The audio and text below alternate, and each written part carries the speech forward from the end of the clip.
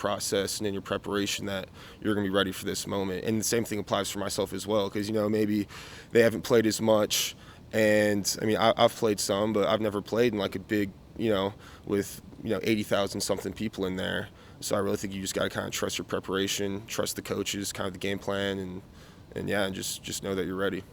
Well, there are a lot of people around the country who are going to tune in and say, well, Clemson lost Trevor, they don't have Travis anymore, they're not going to be the same offense. Are you confident you guys will be the same offense that people have seen the last year? With that being said, I wouldn't really say that we're going to be the same offense. We're going to be a different offense in the fact that, it's a new year. We have a bunch of new guys. I think the standard's still there and that won't change, but we have a lot of new pieces now.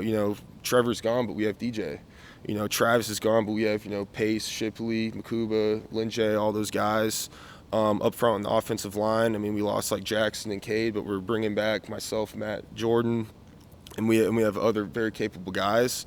So, it's going to be the standard of our offense is going to be the same, but it's going to be different for this 2021 season for the guys that we have. And I'm really excited to kind of see these guys play, because I've seen them during spring, and I've seen them work really hard in the summer and obviously during camp. But it's going to be kind of exciting going against someone else in a true game time environment. Well, then let me ask you, how have you seen DJ kind of expand his leadership role and things like that from the spring to now the summer? Yeah, I would say he's definitely become more comfortable in his situation. He's definitely become more vocal, kind of talking with us about certain things. I'm really excited to see him go out there and lead. And he's just a good leader on the field and off the field. He's a great guy, good kid. Yeah, I'm excited for him. Are you excited about the running game too? Have you seen these backs kind of try and fill that hole that Travis? Yeah, no, I'm very excited to see that. Obviously for us up front on the offensive line, but I'm really excited to see these young backs kind of really run and go. They've had a great camp, and that's one thing now. The running back room, we have phenomenal depth. We have 3-4 guys who could all play obviously here, but anywhere else in the country, if I'm being honest. So I'm really excited to kind of give them the ball and see what they can do. And obviously, being an offensive lineman, I just want to service them the best I can do. To wait as long as you do to play the first game, and then you play that first game next week, Mike, how do you pace yourself when you wake up Saturday morning, knowing the magnitude of the game? And Yeah. You got to win. Yeah, so the night games are always kind of tricky in that regard. But like I was kind of saying earlier, it's definitely something where me personally, I don't really get nervous, but it's definitely something you get anxious about. And with that being said, like I was saying earlier, you just got to kind of trust that process. Know that you had a good spring, you had a good summer, you had a great camp, and you just know that you're ready for the moment. And like right now, I'm at peace with whatever's going to happen, because I know. I had a good offseason. I know this offensive line, I'm playing next to guys who I trust and I'm ready to go out with. And those are kind of some of the things I think kind of going into it. When I'm sitting in my hotel room, I really don't even try to think about the game too much. In the morning, in the afternoon, I like just sitting down, watching other games that are on TV. But once we kind of start, once I put that suit and tie on and we're going through walkthroughs, we're hopping on the bus, that's when I like really start locking in and thinking about the game. Going back to Pete's question about the running backs, just knowing how good Georgia is against the run, how crucial is it that you guys get some rhythm there early? It's very crucial. That's going to come with us up front, really getting off the ball. It's going to come with the running backs, hitting the holes that they see. And at the end of the day, guys are just going to have to make plays. It's a heavyweight match. They have really good players. They're going to make some plays on defense, I'm sure of it. But at the same time, I have belief that we're going to make some really big plays on offense. And it really just comes down to that. In your opinion, Will, what is the most obvious or striking way this offensive line is better now than it was last year? I would say for us up front right now, communication. I'd say communication is really well.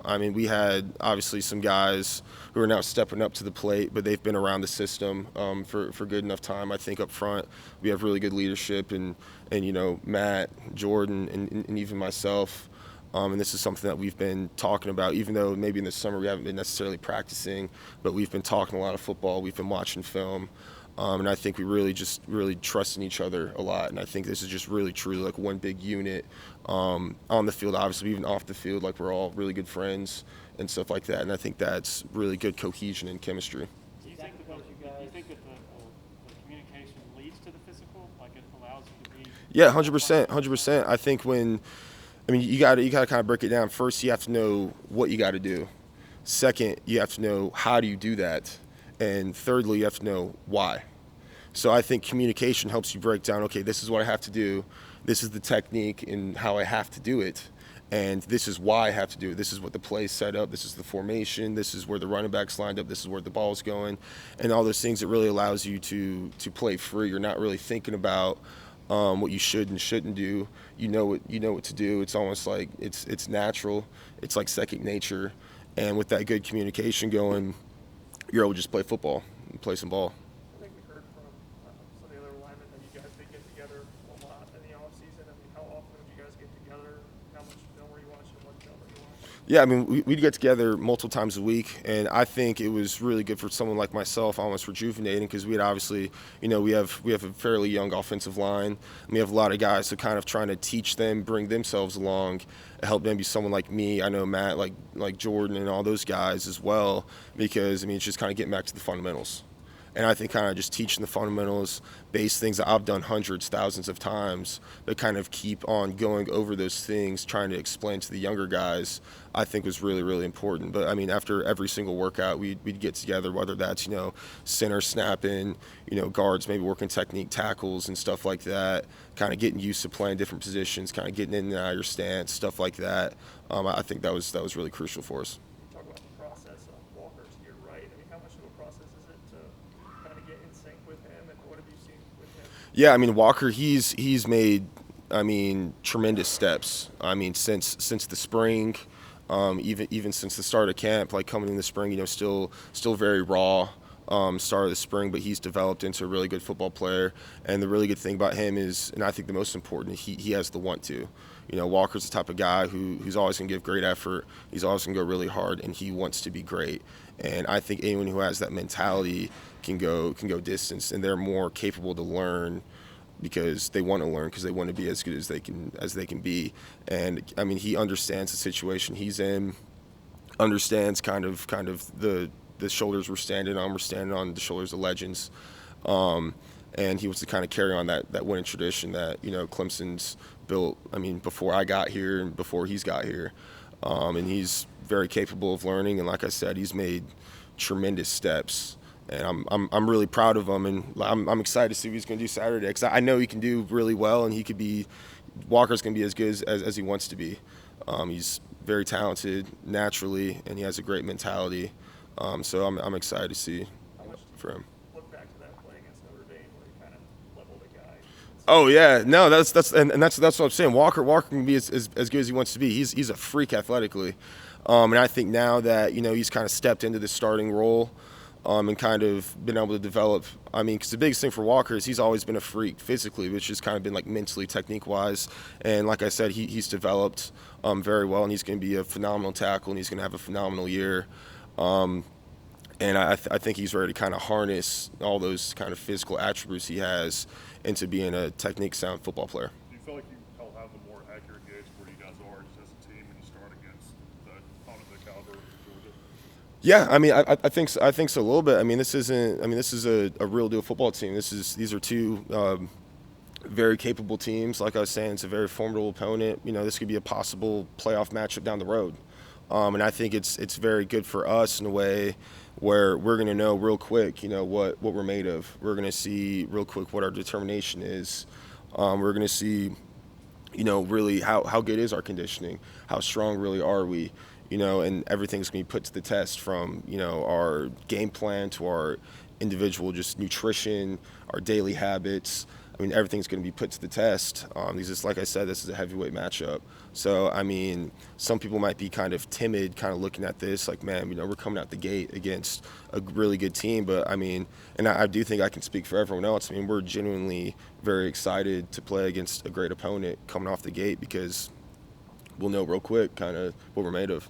In what ways did communication lack at times last year for you guys up front? I would say just a lot of it last year is we really only played like 5 guys. So we really only played 5 guys, and I think up front for the starting 5, it wasn't too bad. But whenever we'd mix in some other guys, it would maybe lack a little bit because just from game experience. I mean, we all played 800, 900 plus snaps. And when some of these other guys would come in, they might not necessarily know maybe those kind of nuances, those kind of unspoken things. I think for our communication, the biggest thing was just those kind of unspoken, just kind of, I guess, experience. or just kind of experience from that aspect. But now kind of those guys being able to kind of, go through all the practices last year, they understand what a game week is. They understand what a game situation is. And they understand the communication necessary to win games, big games. Watching Georgia on film, what is it that makes them so tough to run against? Man, they're just big old dudes, big old strong dudes. I mean, and their ends are. I think for them, it's really it's almost like a tag team. They have really big, physical guys in the middle. And on the edges, they have very kind of quick, kind of slicky, fast guys. Their edge players aren't necessarily like as big as their interior guys, but I think it's very complimentary for them, having kind of speed on the edge and power in the middle. Like I said, they're a very formidable opponent. It'll definitely be a challenge, but I mean, I think we're all here for it. Well, how impressive is the depth of size Georgia brings on the defensive front? Seems like they can roll 4 or 5 guys. Oh yeah, no, 100%, and that's kind of their thing too. I mean, they have guys that they pretty much every 3 plays or so they're rolling guys in and out, trying to keep guys fresh. And like I said, they're all very big, strong, capable men. So it'll be very interesting for us. I mean, obviously we run like a tempo offense, so we'll always be kind of pushing the pace a little bit. And yeah, no, it'll be interesting. The D-line you guys face in practice every day is pretty formidable in itself. Yes. What's it like facing those guys? And have you seen anybody out of that group jump out to you that didn't step out last year? I would say, obviously, Tyler Davis, Bryan Bresee, those guys are phenomenal, some of the best in the country. And I think a lot of people would agree with me on that as well. I think some of the young interior guys like Trey Williams, Rook, Row, those guys definitely stepped up big time in my opinion. And that's even from not just last year, but from the spring until now where we're at. We already broke camp. I think those guys are definitely ready to play. And I mean, obviously they're going to play come Saturday, but they'd be able to play and start, anywhere else as well. And I'm really excited for them too. And I think being an offensive lineman, I'm very blessed and grateful being able to go against such guys every single day in practice, because it gives us confidence knowing that, hey, we're playing against some of the best interior defensive linemen in the country already. So it gives us confidence going into whoever we play that we can do it because we face it in practice every day. And I think it's really good for our defense now that we have a lot of depth up front in the D line. And I mean, that's not just the interior D line, that goes for the defensive ends as well. But just being a guard, obviously I go against the interior guys a lot, so I really know them in their play. But I think like Rook and Trey Williams, those guys definitely stepped up big time, and I'm excited for them that they kind of answered the call. I want to ask about the boxing setup a little bit more. Is it a heavy bag, speed bag? Yeah, no. So we have a heavy bag. We have actually multiple things. We have a heavy bag, and then we have like a teardrop kind of uppercut bag. We have a speed bag, and we have a little double end bag, and then we have like a little slip rope and kind of stuff like that. It was just something. So we were actually working, or I was working like kids camp. We get paid for that, and I was just kind of sitting down. One of my roommates, Blake Vinson, he used to do it as a kid, and he's actually really good. And I was just thinking like, hey, this is something that I'm interested in. I want to learn. It's something, like I was saying earlier, it's kind of, some people want to learn the piano. I just want to kind of learn the nuances of kind of boxing. I like watching it. I think it's interesting. I mean, obviously, I'm not a professional boxer by any means, but yeah. So we just kind of put a couple $100 together and just kind of built it in our little garage, and I use it a couple times a week. It's really fun. I mean, it's good. It's good cardio. It's good for kind of hand speed, and I just think mentally, it's good that you're kind of getting in some extra work. Maybe after practice or workouts, you're kind of doing a little bit extra, and I think that kind of helps kind of harden the mind a little bit. How many minutes do you go? Oh, I mean, it depends. So, like, some days, if we, like in the summer, if we had like a really heavy lift, I might not even really hit the heavy bag too much. It might just be kind of footwork, kind of head movement, stuff like that. Maybe hit the pads a little bit. But, I mean, some days it would be maybe hour and a half, just kind of going through it all. I mean, kind of just go on YouTube, kind of look up some stuff. I mean, just like I said, it's kind of like a hobby thing. So, Which is your favorite Rocky movie? I would say, I mean, it might be a little cliche, but the first one, in my opinion, just because I feel like it really embodies kind of who Rocky is as a person. It kind of shows the start to kind of like his come up, and I love those stories. So someone who goes against Bresee every day, what makes him so hard to handle? I would say the thing about Bresee is number one, like his get off. His get off. He's very, very twitchy. When Brian wants to go, he wants to go, and I think you would be tough to find another defensive lineman, interior guy who's 300+ pounds who can get off the rock like he can. And obviously he's very strong and has good technique and all that stuff. But I'd say the one thing about him is he's very twitchy and he can get off the rock like no one I've ever seen before.